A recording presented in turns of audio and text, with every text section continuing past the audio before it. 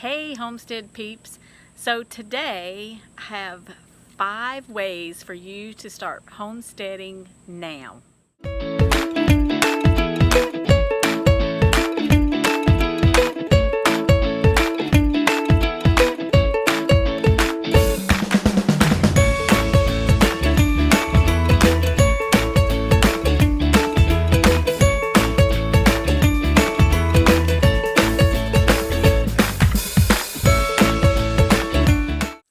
Hey, by the time you see this, we will actually be, the sun is like horrible, we will actually be heading home, but I wanted to share with you a couple of things. My mom is doing great. Thank you again for prayers. She actually got her pathology report back and everything came back negative except for the area that she had removed in the lower portion of her lungs. But she got all clear margins on that, so only thing she has to do now is just a follow-up and just a checkup and monitoring that area. So that's really good news. I'm really proud of my parents, and I'm so blessed to have some good parents and to grow up with. So a couple of things. I'm bringing home some trees for my son. And my mom has given me quite a few books on gardening and canning and preserving. And so I'm excited to dive into some of those books that she's given me. One thing that we've decided to try is, or give a shot when we get back, is straw bale gardening. How many of you have ever tried straw bale gardening? Drop me a comment below. I'd love to hear your experience, whether it was positive or negative. But from thinking it through, there seems to be some positive things about it that will benefit us years to come. So I think we're going to give that a try. Hey, so hang around until the end of this video because I have 5 ways to start homesteading now wherever you are. But I also have one bonus item at the very end, so be sure and stick with me to the end of this video. So number 1 way for you to start homesteading is stockpiling.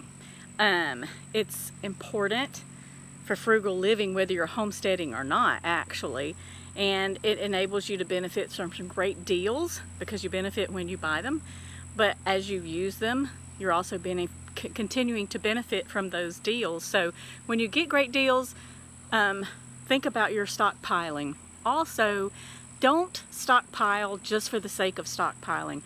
Plan ahead, make sure these are items that you can actually use and that you need. As far as storing those stockpiles, get creative. I'll tell you a quick story. When I was a little girl, got sick when I was visiting one of my aunts in Tennessee and was laying in the bed and not feeling well.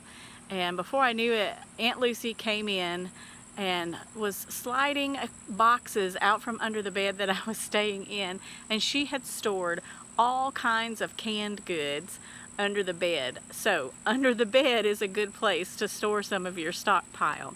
Also in the garage, in your laundry room, an extra closet maybe. You might even want to think about splitting some of your stockpile with a friend and them storing half and you storing half. Extra closets.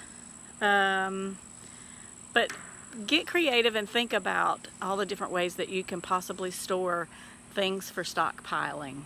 But that's something that you can begin now. So the second way that you can begin homesteading now is to make that mental shift. Living on what you currently have, learning to reuse items. Maybe, for instance, I have an herb garden right now and I made it out of an old grill. I took an old grill that we were no longer using, and instead of tossing it, I filled it up with dirt and planted an herb garden there. We take old milk cartons and cut them in such a way that the handle of the milk carton is the handle for the scoop, and we use it as scoops for scooping out feed for the chickens. So also begin to think about how can you push yourself? how can you push beyond that comfort level that you're used to begin to think in a more frugal manner and a more meaningful manner instead of just about luxury and comfort and ease. So that's tip number 2, is to make that mental shift. All right, tip number 3 is begin gardening now. You may not have an acre, half acre, whatever. You may be container gardening, but now is the time to begin to hone those skills, practice those skills of gardening, and you get creative about how you garden. You can use containers, pots, window gardens. You can use hanging tomato gardens. There are lots of different ways, and start sharpening up those skills and cultivating your knowledge about gardening and what you're good at and what needs sun and what needs shade and how much water different plants need and their growing season, and what is it that you like and dislike. What foods do you like to eat and what do you dislike eating? Because if you're not going to eat what you grow, that's not useful either. So begin now gardening. Tip number 4 to begin homesteading now is chickens. Even if you're in a residential area, more and more cities are getting more lenient on allowing you to raise chickens. I know that we used to live in a residential neighborhood and we were actually allowed 5 chickens. We were not allowed to have a rooster, but 5 was our limit, and we had 5. And we had lots of eggs every day. It was a great source of protein for us. And so check with your city ordinances and see what you're allowed to have. But you do not have to have a rooster in order to have eggs. Hens will lay eggs without a rooster. You just won't have baby chicks without a rooster. Also, you know, chickens are good for adding to your compost pile, and chickens are good for fleas and ticks, eating fleas and ticks. So those are some things that you might want to think about. But chickens are real good starter animals for the homestead. All right, tip number 5, last tip, except for your bonus, hold on. But reduce waste. So learn to use your leftovers. Learn to take leftovers and make soups or casseroles. Also, learn to make your own instead of buying. Learn to make your own bread, pickles, candles, cleansers, soaps, whatever it may be. I actually have a video on making bread, and I'll drop that link below in the description.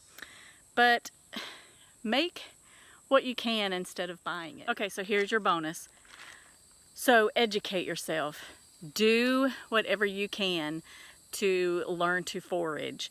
Learn what wild plants are good for medicinal purposes, good for nutritional purposes.